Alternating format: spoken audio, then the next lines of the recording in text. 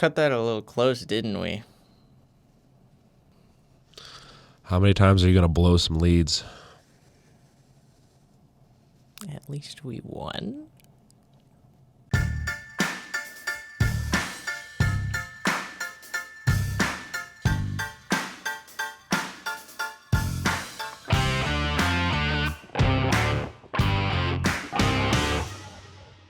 Welcome back, everybody, to the James and Dame Show. I'm Will James. I'm Josiah Damas. And we're going to be talking Week 3 recap.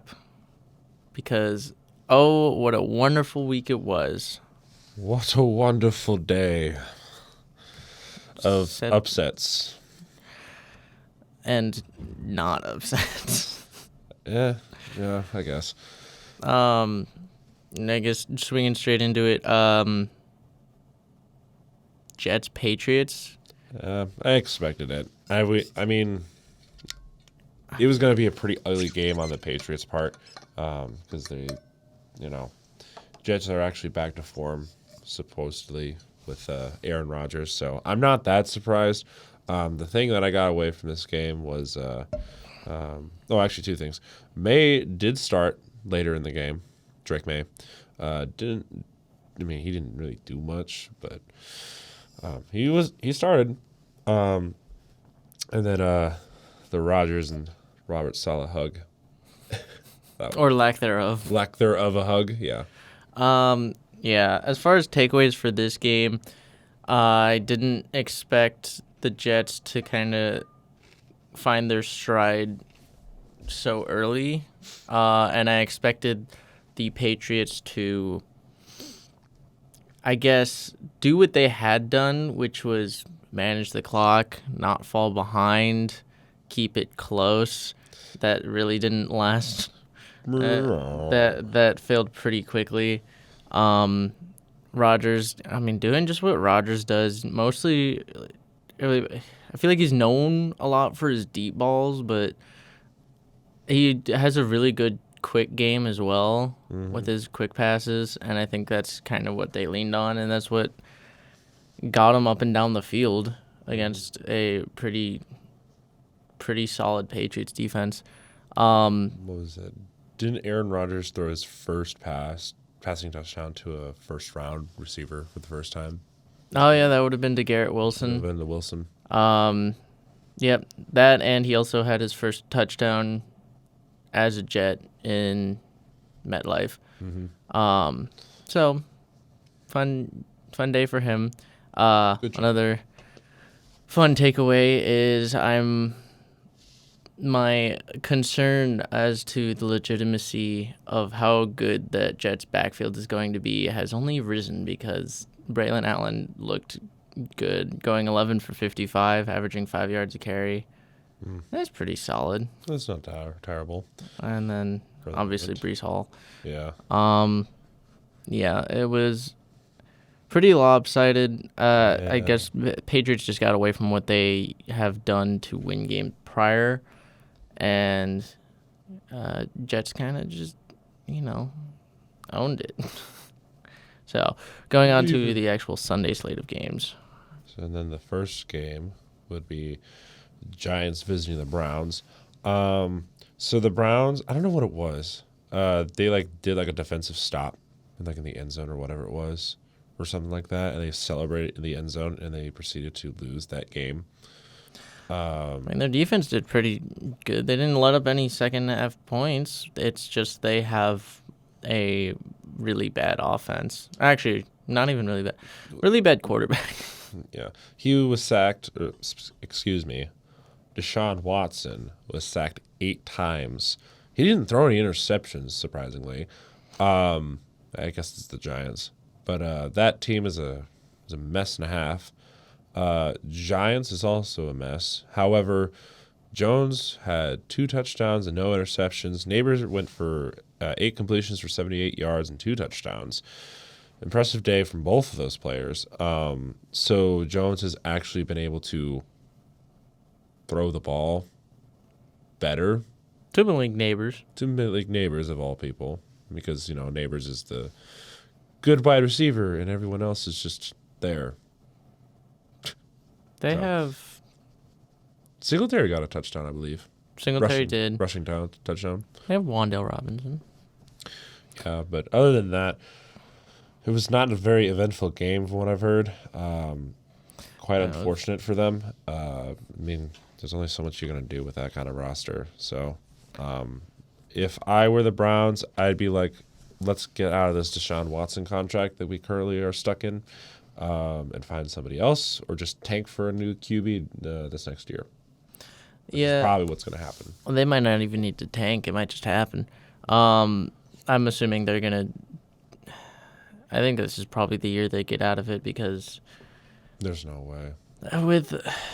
I think maybe they take a Broncos approach, cut it all away right away, and that'll allow them to suck next year, but get more capital but down the road, because I think I was expecting the defense to be the thing that started to take its step back, and obviously it's not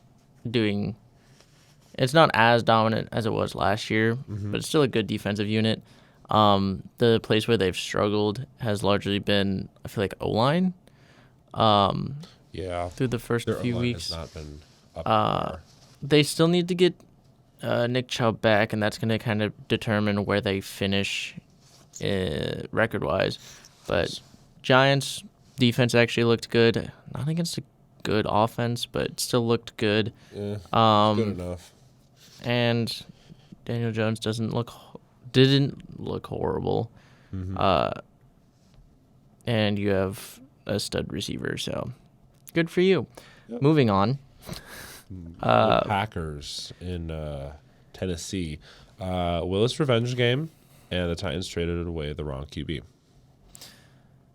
Yeah, I've heard that. DeAndre Hopkins It was a good game for Willis. Didn't do everything in his power to be super dominant and everything, but he was good enough to earn this win and everything. So good for him.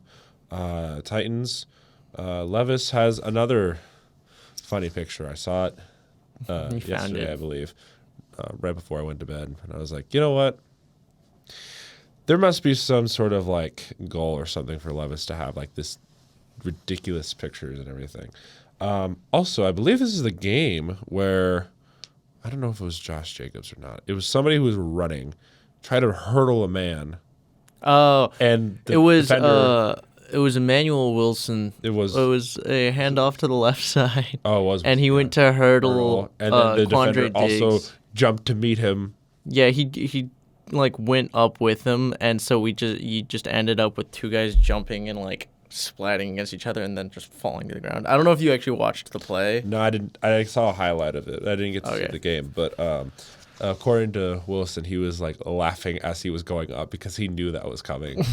that's a funny, shit honestly. moment. I mean, you don't usually get to see those kind of moments. So in the moment, it's just this is hilarious. Yeah, I feel like that's just a natural reaction when you go to hurdle someone and they don't go low, and you're like, this is not gonna go well. Nope, this is gonna hurt. But yeah, looking at the game, Levis, he did better than he'd been doing. Again, they have DeAndre Hopkins back, so that might actually prove to help them out. Packers are kind of looking like a scary team, even without Jordan Love. So I mean, they're a really young team. They got a lot of potential. Once Love is back, I mean, they're definitely playoff bound. I mean, that's not anything to refute. I guess what becomes the issue is that their schedule gets more difficult later in the season, or is it difficult now? Well, it's definitely not difficult right now. Yeah, it's not right now, but I'm like the first half of the season compared to the second half. I think the second half is a lot tougher for the Packers. So yeah, but they've been playing really good as a unit, and that's partially why you look at Malik Willis, and he's not done, at least in the passing game. He was the leading rusher in the game with 73 yards and a touchdown. But I mean, looking at what they're doing is taking the stress off of a backup quarterback, relying on the rest of the team to kind of go and do what they need to do, and they are stepping up. Defense looks good. They have 7 interceptions through 3 games, which is very impressive because last year they had, I think it was tied, or they had the fewest interceptions all year last year. They had the fewest with 7. With 7. All of last year, All of last and they've year, already and now tied they that have in 3 7 games. currently, so which is very impressive. Good turnaround for that team. That's a credit to Xavier McKinney. Yeah, McKinney had He's got 3 in 3 games. 3 in 3 games, yeah. So he's having himself a day. Packers are just probably on top of the world right now because they're like, hey, we might Can come only out. go down from there. I mean, honestly, they can go way higher because you're about to get Jordan Love back in the next. That's what I'm saying. Point. Like, something really bad has to happen in order for them to like completely lose their momentum, and it's not going to happen. Yeah, I don't see anything like you. You're feeling pretty good. Your only concern, maybe you made Malik Willis look too good, and maybe someone's going to try and trade for him. I could think of a few. But yeah, Packers. South specifically. Packers are looking nice right now. That's gonna be fun. On to Colts Bears. The Bears. Caleb Williams, first rookie quarterback this year with a passing touchdown. Actually got the ball moving, but he had turnovers. Yeah, a lot of turnovers. 363 yards with 2 touchdowns is very impressive for a rookie. Was not enough. On the other side of the ball, Richardson had 2 interceptions and completed 50% of his passes, I believe. Not a good look from Richardson. I think it was more of a rush-heavy game for the Colts, I believe. They didn't do much on the passing game. They leaned a lot more on Jonathan Taylor. Yeah. I mean, you mentioned Anthony Richardson 50% with 2 interceptions. Caleb Williams, although he did have 2 touchdowns, he was only slightly above. He was 33 for 52. Yeah. So he just threw the ball a lot. And again, he also had 2 interceptions, and including he also had a fumble, which actually led to probably them losing that game. Yep. So while passing yards and touchdowns are great, there's the other half of it that did not help. So no, neither quarterback really had a great game, despite Caleb Williams' stats. He kind of, again, you came away with did better, but he wasn't. He did better, but he was also, they just completely relied on the pass game, and that is what forced the 3 turnovers. The Colts were actually able to rely on a run game, and that's what actually scored them most of their points. So actually all of their points. So Rome Odunze. Odunze, yeah. He had over 100 yards. So I believe I saw a clip of Odunze and Williams, quote unquote, fighting over the ball because that was like their first touchdown or whatever it was. Or like Williams, it was his first passing touchdown. And then it was Odunze's like first career touchdown, I believe it was.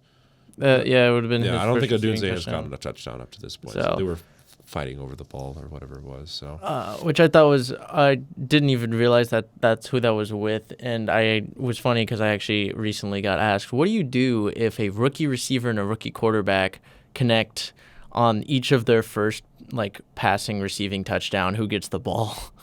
And I was like, you know what? That's funny. Make it a competition. I don't know. No. But yeah, moving on. The Strouds are definitely not pleased this week. They got shut out for 3 quarters. No points. They only got a field goal. So it was 34-3 Vikings over Texans. 34-7. 34-7. Excuse me. Typed it wrong. Skull? Sam Darnold is making his case as a decent backup. Defense on the Vikings is looking very, very good. Yeah, I'm very impressed. I'm not gonna lie. That's all I got from that game. Defensive showdown. Vikings are good, legitimately, I think, which is weird with Sam Darnold at the helm. But people thought this would be their off year. I mean, no one really expected this. It's the same thing. It was the same thing with Baker Mayfield. It was we thought it was going to be their off year. And then you look at like a quarterback who hadn't succeeded, largely because they ended up on the Panthers, and Panthers can't do anything with quarterbacks, and expected the team to drop off. But I just think Sam Darnold has gone out and shown that he can be a starting caliber quarterback, which I think, again, puts the Vikings in a kind of a tough situation because Indeed. what do you do? Like, I think they're probably still going to stick with J.J. McCarthy, but Yeah. if Sam Darnold continues to have a Baker-like season or better, what do you do with him? And so it's kind of like it's a good tough situation to be in, unlike some teams. But What do you do? yeah, what do you do? 'Cause But what my fear is that if he ends up being good this season, next season he's going to fall off a cliff. Because that tends to be the case with QBs going to a new place. They'll be good for a few weeks, either the last half of that season or the next season. They completely fall off the face of the earth. It's been a recurring trend I've seen. Whether it's like, I don't know, just trying to think of a QB example.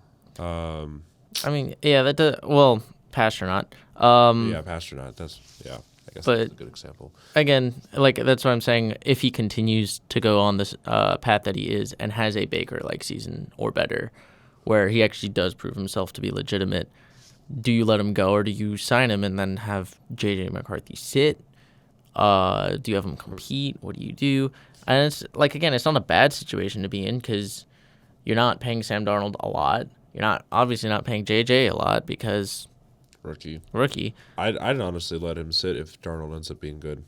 It's just to develop him. It's just an interesting side of things. We'll see how long the Vikings' reign continues. But yeah, Texans just all around yikes. But I think the Vikings looked really good and came in with a really good game plan. So Yes. they might have just had your number in that one. But moving on to the Eagles and Saints, this one was... It was a very interesting game. I did not get to watch it. I saw a couple of clips. Angry Eagle fans in the stands. Angry at Sirianni for calling a couple things before the half. Because it was like 0-3 Saints going into the half. I believe it was. So, because 26 of the 25 point... 24 of the 27 points in that game came in the fourth quarter. Yeah. So it was a very quiet game for the most part. There was not a lot going on until the fourth. And you look at like the Eagles honestly won off of Goddard. Off of a Goddard 61-yard catch. Yeah. It didn't actually get them the touchdown, but it set them up for it and left the Saints with little time. You could also attribute the same thing with the Saquon Barkley run that he had also in the fourth quarter. Mm-hmm. I mean, looking at it two different ways. It was a close game. I'll give it their props. It came down to the wire. I still give Saints a lot of credit for a close game because the Eagles' defense at least looks really good. Week one, I think, just was not a good representation. No. Offense, there's still something going on with the Eagles.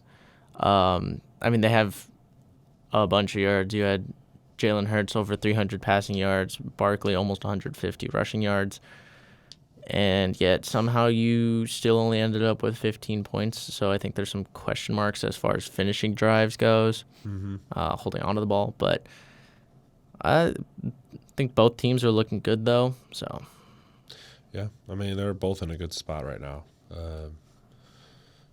Yeah, I don't got nothing else in that game. Going to the north a little bit, Chargers visiting the Steelers. I didn't know this. This is another game. I gotta watch more games if I have the chance. Chargers visiting the Steelers. Herbert was actually doing pretty decently up until he got injured, apparently. I did not know he got injured. And Heineke came in and didn't do as hot. But it was tied up until the fourth quarter. Because, Herbert was doing really well, and then he got injured. What kind of injury was it? I didn't get to see that. I saw stuff about an ankle injury prior to the game, I think. I don't know if that is the same. Yeah, it's on his right ankle. Okay. Um, I think this is just one of those games where the Chargers would have won with Herbert, but they just didn't get the chance to. Because, I mean, if you're tied going into that fourth quarter against the Steelers' defense of all teams, I mean, that's pretty impressive. I'm not going to deny that. yeah, well, because the thing that confuses, or I guess not confuses me, but like where the Steelers actually pulled away is they went into the fourth quarter 10-10, and then the Chargers allowed 10 points, which, I mean, looking at box score, Heineke didn't throw any interceptions. Had some fumbles, but like I think a lot of it was I think the defense probably just got worn down. Yeah. Najee started to do a little bit better, and obviously there was a really big play to Calvin Austin later. I guess not later, but in the fourth, that put him up, and then the Chargers just couldn't really get back in the game after that. So It's unfortunate. I think happens. it's the case of just one play kind of ruining a game. Yeah. I mean, good fight from both teams, though. Both the defenses.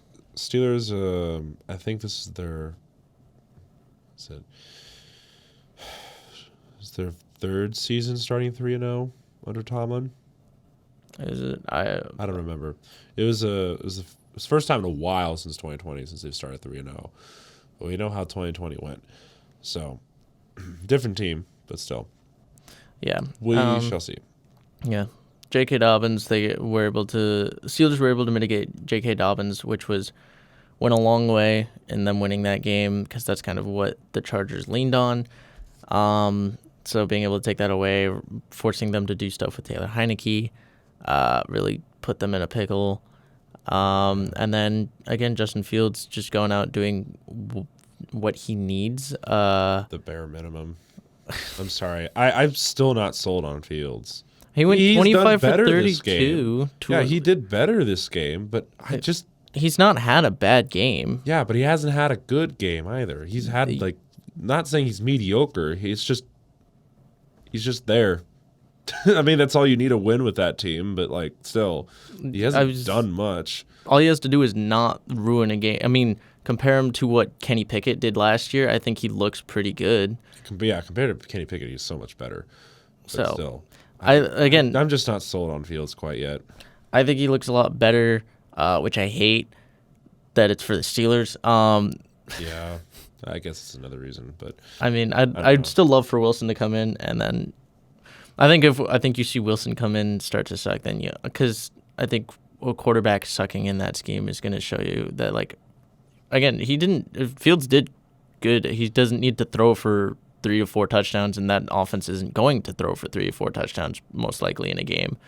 But that's just, you're not going to really see that. They win more to low scoring games, I've noticed. They don't do a lot of high scoring games. They rely on their defense. A lot of it is their real receiver threat is Pickens, and I mean he hasn't even had he hasn't done much this year so far. So he's just kind of there. So it's what does Fields even have to work with? So I like Fields obviously, but I also am gonna give him his flowers at least for this week. I think he did. He did all right. Again, he still hasn't impressed me though. I know it's just. I guess I'm just under the standard of what everyone else has been doing lately. So, yes. Speaking of what everyone else has been doing lately, Broncos visiting Tampa Bay. I did not expect this. You did predict this. However, I think this is the one of a million chances that they would have won, and I think the Broncos did. I still believe that the Buccaneers are so much better. I just don't know what was happening on that game. Mayfield was sacked 7 times, so that O-line was not doing its job. I think this might end up being a fluke game for the Buccaneers because I didn't think this was going to be that big of a blowout. I knew it was going to be close because, Denver would, want to try and keep it close, but they pulled away. Bo Nix had a rushing touchdown. Still no passing touchdown. Yeah. When I first read this, so the leading rusher for the Broncos, I read it as Batty. I think it's just Beatty. But I was like, Batty? There's a Batty? They got a baddie running the ball. Batty for the Broncos. Yeah, Broncos. And this just goes to show that in the NFL, it's not about necessarily who's the better team, because I do agree the Buccaneers are the better team.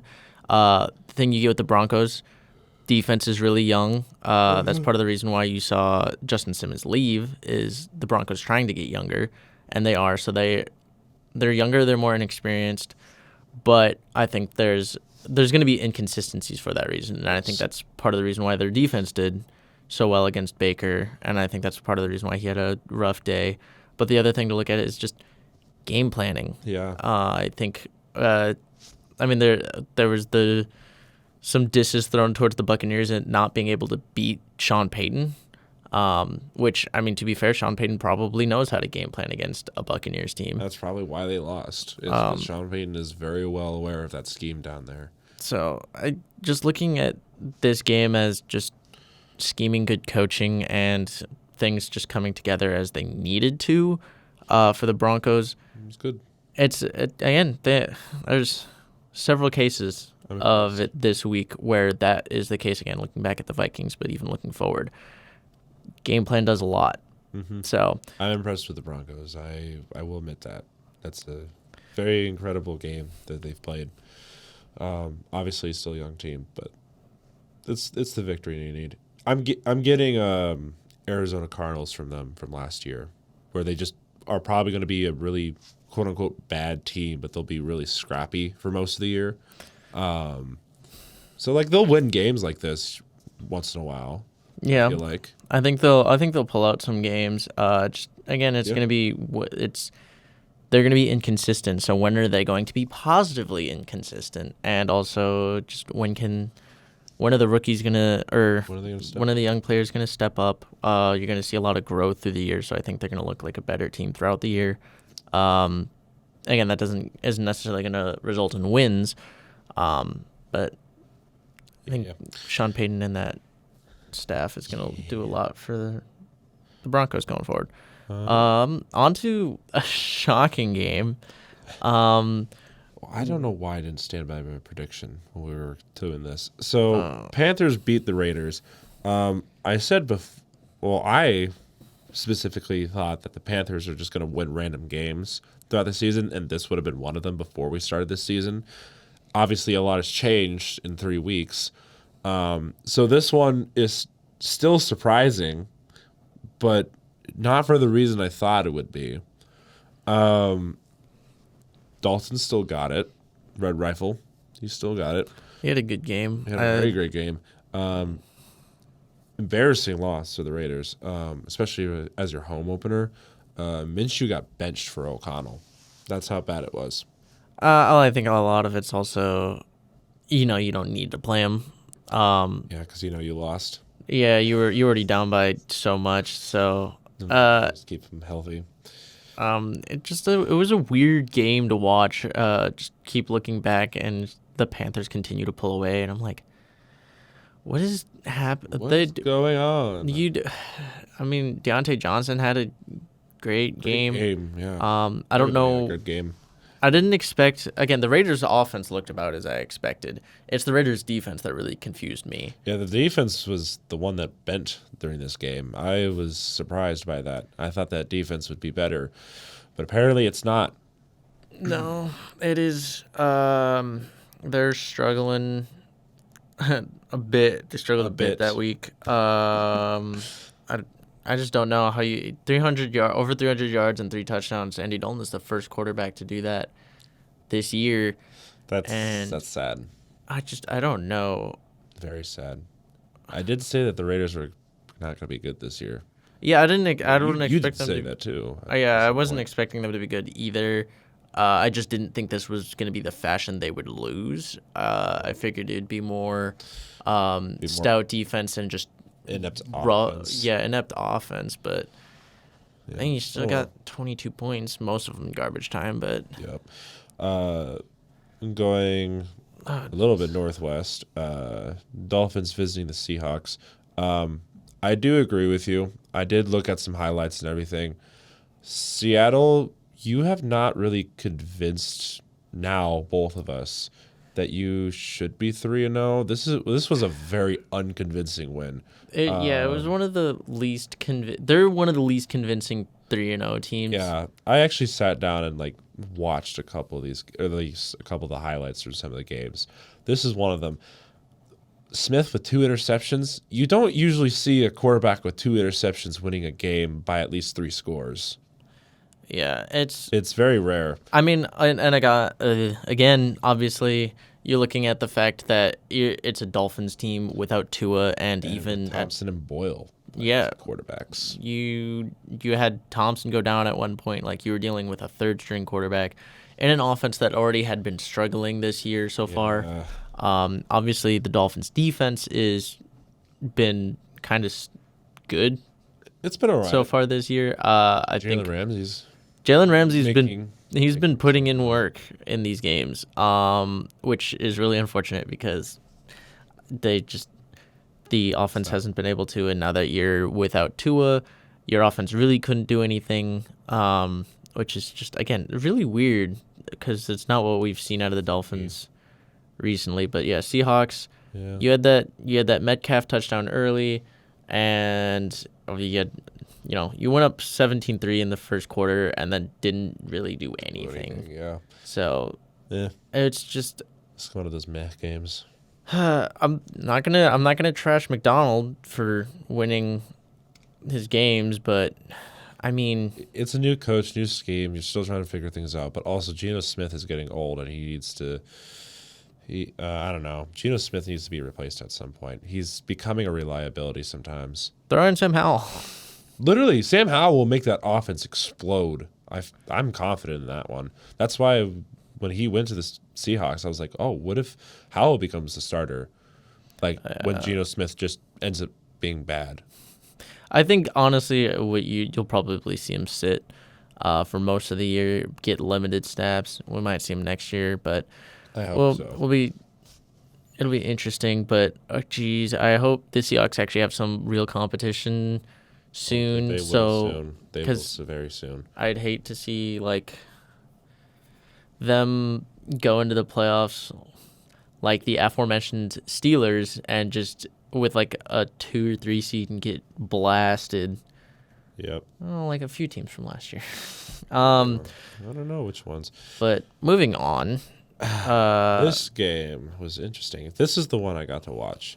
The Ravens Cowboys. All over the place because I actually figured out how to use Derrick Henry, and turns out you got a stiff arm.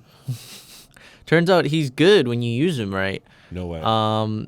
Lamar again doing a lot as per usual.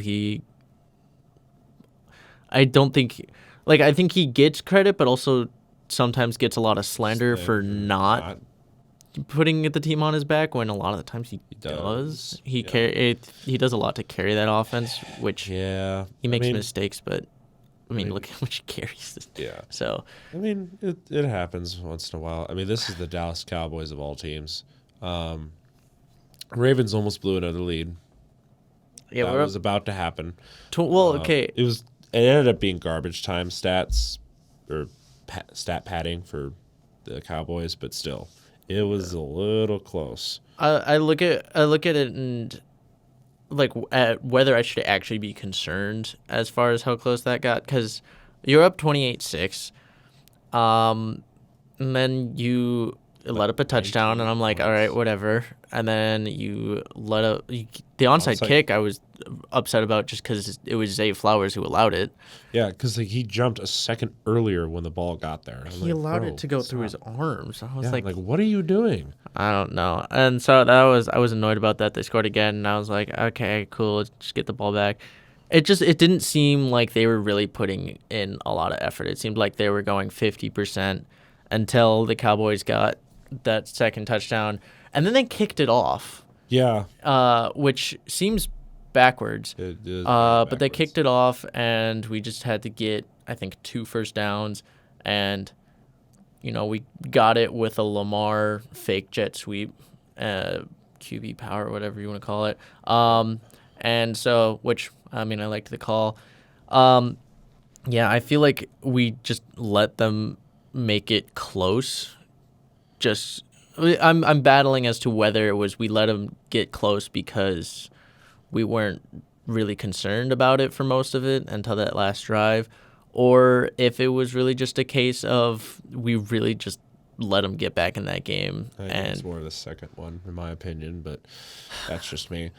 I mean, to be fair, the first one was how I felt most of the game, or most of that second half. I was like, fine, they can score points. And then once they got to 25, I was like, okay, well, then maybe we should actually close out the game. And then they did. They just made it a little more nerve-wracking than they needed to. But yeah, Derrick Henry had a good game. I don't trust any of the Cowboys stats because a lot of that's just, again, padding. Yeah. A couple of things from the Cowboys side.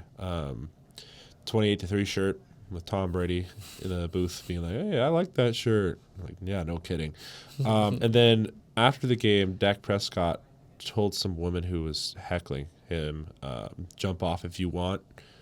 Like, are you telling them to, Well, like, what do you mean by that, Prescott? I'm so scared. I don't know. Same thing every year, man. Anyways, moving on. We got, 5 games left to cover. So we got the Niners visiting the Rams. Once again, Niners took over that stadium, SoFi specifically. Another Shanahan blown lead again. Rams didn't lead until like the last 5 seconds, I believe. It wasn't until 2 seconds were on the clock when they kicked the go-ahead field goal. 2 seconds then. And So once again, Shanahan does a Shanahan. So this does not surprise me whatsoever. I mean, It's injuries on both sides. You'd think it'd be kind of, a little bit one way or another, but I guess not.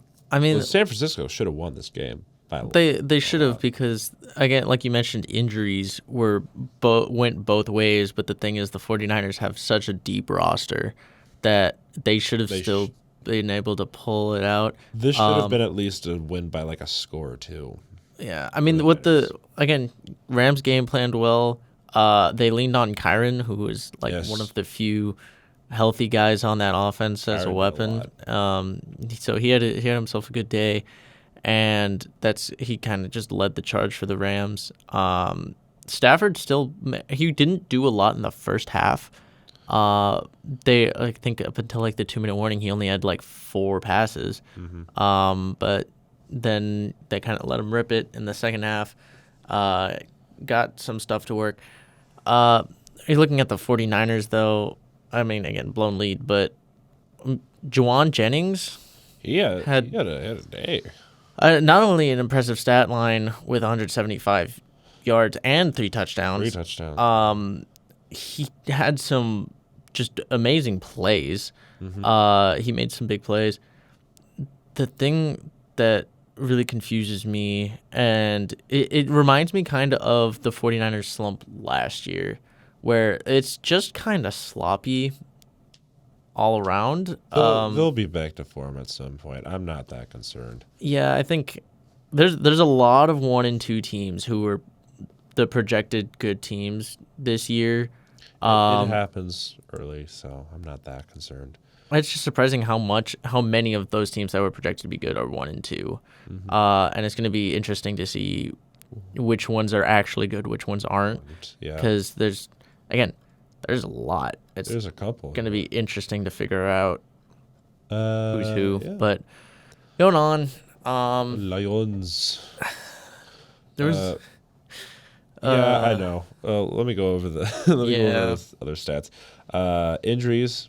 Lions are racking up a couple. Montgomery and Gibbs duo, they did pretty well. Hutchinson is a beast. Who who doesn't know, I guess, at this point. Cardinals side, they went 1 for 9 on third downs. Very terrible. However, the call before the second half, at the 2-minute warning.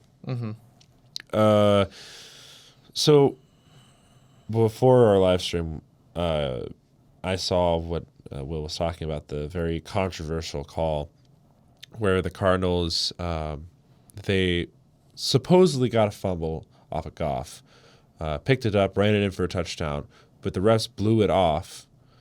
They let it play, but they blew it off, saying that it hit the 2-minute warning because they ran out of time, even though the clock was. Like, what do you think about it? Because So what? It was one of those things where it's like, okay, this is a little close in my opinion. I get why they blew it dead, because either way the play can't, whatever you call it, the play can't be switched. Yeah. Because the ruling is it's not something that's reviewable, because it was, did the snap get off before the 2-minute warning? The ball was snapped at 2:01. Yep. But the ref called it dead because they thought they didn't get the snap off. And again, it was mostly just played out and returned for a touchdown, which the Lions ended up scoring on that drive anyway. So that's actually a 14-point swing, which would have done numbers on how that game ended. But it's tough because it's a missed call on the ref, but it's also a tough call to make as a ref.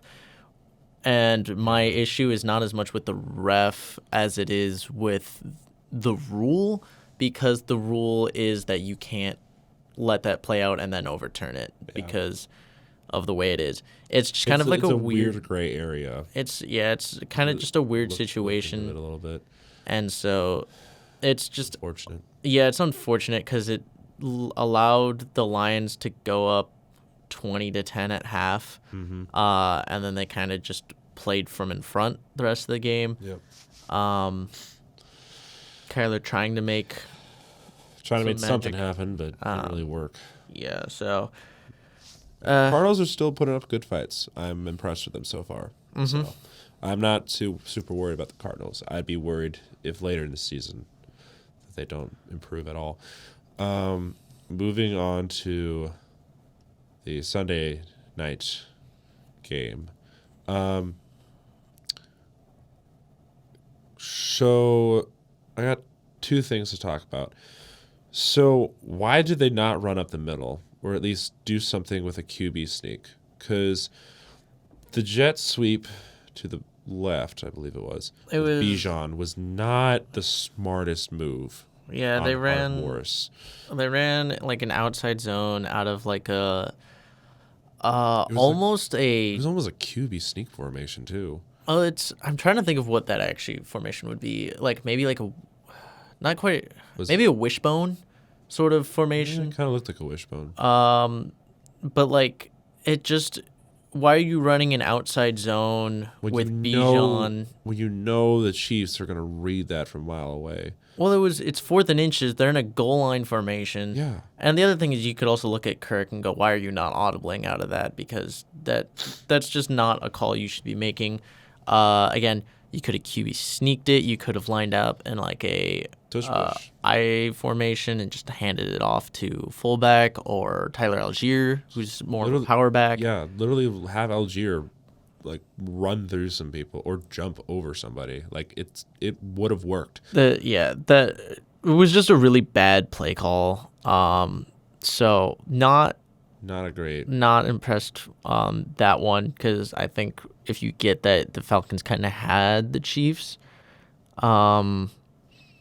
Yeah. So. And you have anything else on that? Well, you had another point. I'll let you go with that. So my other point is on the other side, from the Chiefs' perspective. Not in the sense that you're a bad team, but have you really earned any of your wins? Because all of your wins so far has been on the backs of other teams messing up at the last second.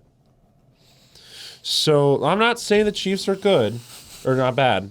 I'm not saying the Chiefs are bad. I'm just saying the Chiefs are really good. It's just they crumble at the worst times. but they've so far been really lucky and getting 3 games in a row where they should have lost. I don't know. The first one, Ravens, big toe. Yeah, that was just unfortunate.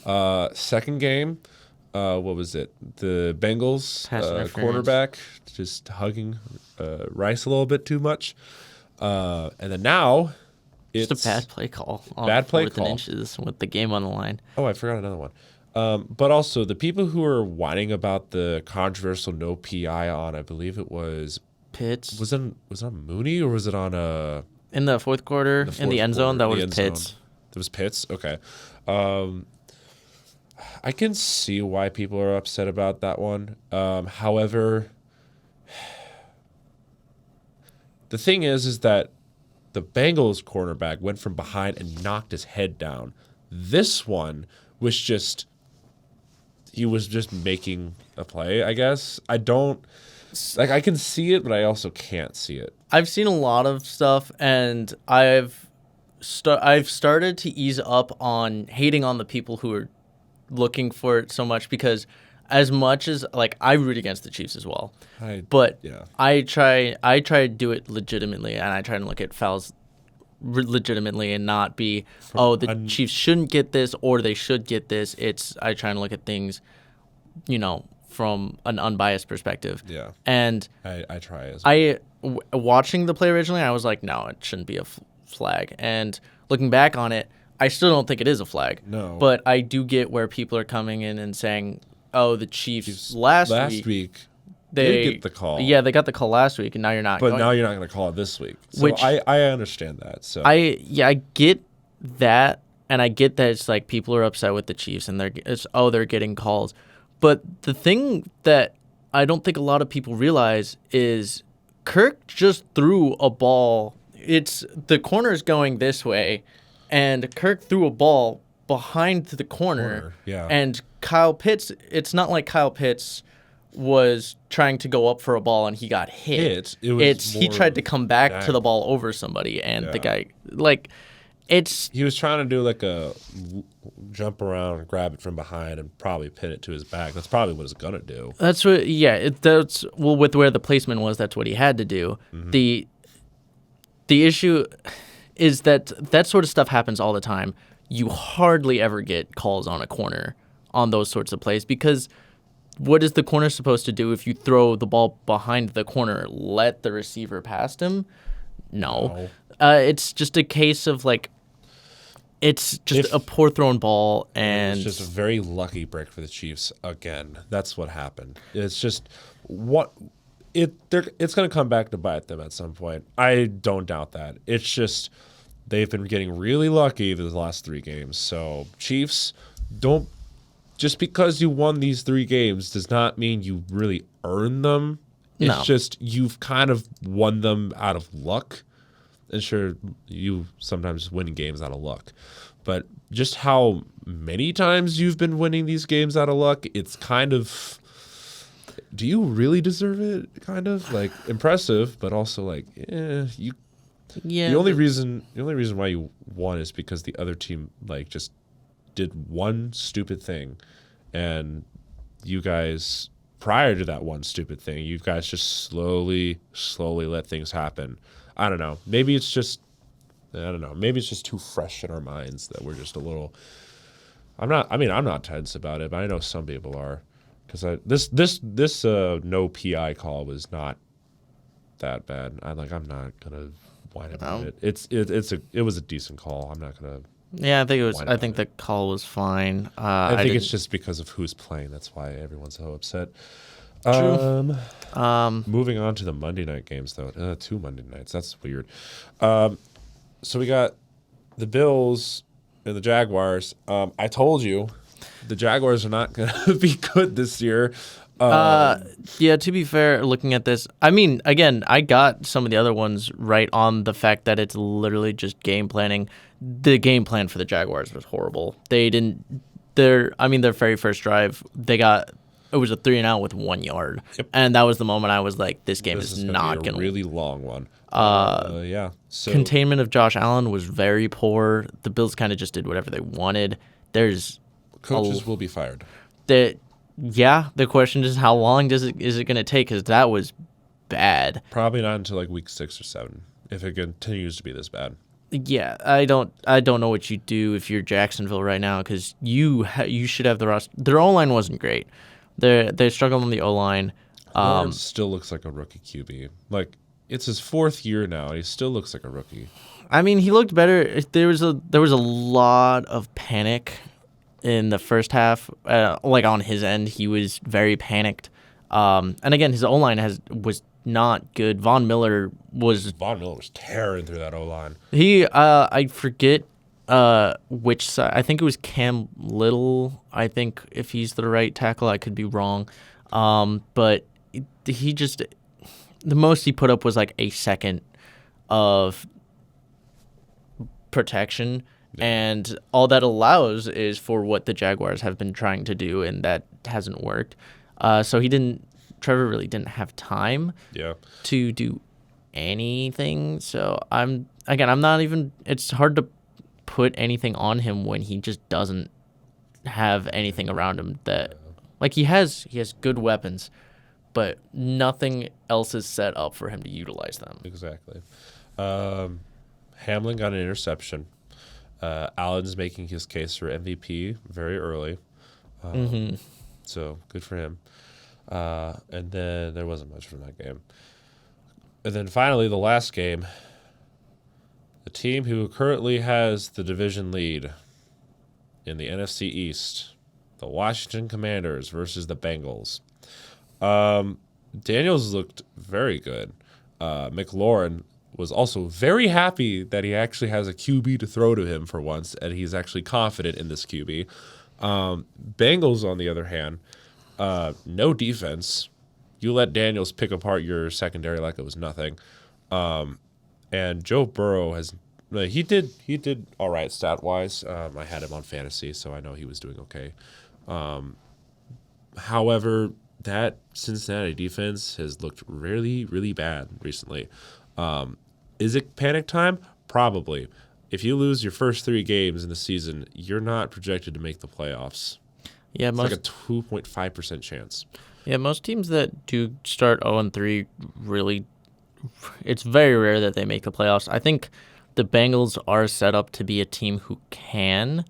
It's going to be a really steep climb for the rest of the year. Yeah, the weird thing is there's only one other 0-3 team, and so, or no, 2 other 0-3 teams, and I think the Bengals being grouped with was it Jacksonville and who's the other 0-3 team? The Titans. And the Bengals really shouldn't be grouped with them. They should not be in that category right now. Again, Daniels had a good game. I think really your concern, where the Bengals struggled was obviously run game. That's kind of what they've struggled with, but also containing Daniels. He was able to run around. He's a very mobile quarterback, so he's going to run all over you. You'd think the Bengals have some experience with mobile quarterbacks, but apparently they weren't able to contain Daniels this time. So there's a little bit of concern for the Bengals. Again, Daniels had a good game. Had a really nice throw while taking a shot, which kind of sealed the game. He had his first passing touchdown, which was to an offensive lineman. So That's an interesting one. That's another case of a touchdown from a rookie quarterback to someone getting their first receiving touchdown. Mm-hmm. That's just because it was a lineman, though. But it was, panic for the Bengals because they should have pulled that one out. Their defense kind of allowed that to happen, I guess, because your offense, you still put up 33, but your defense should have been able to, was expected to hold them to less, and some very poor plays really ruined how that game went for you guys. So, concern in Cincinnati. Just a bit. And Jacksonville. Panic. And Titans, This has been the Week 3 recap. We will have the Week 4 preview coming out very soon. And we look forward to seeing you in that video. See ya. Bye.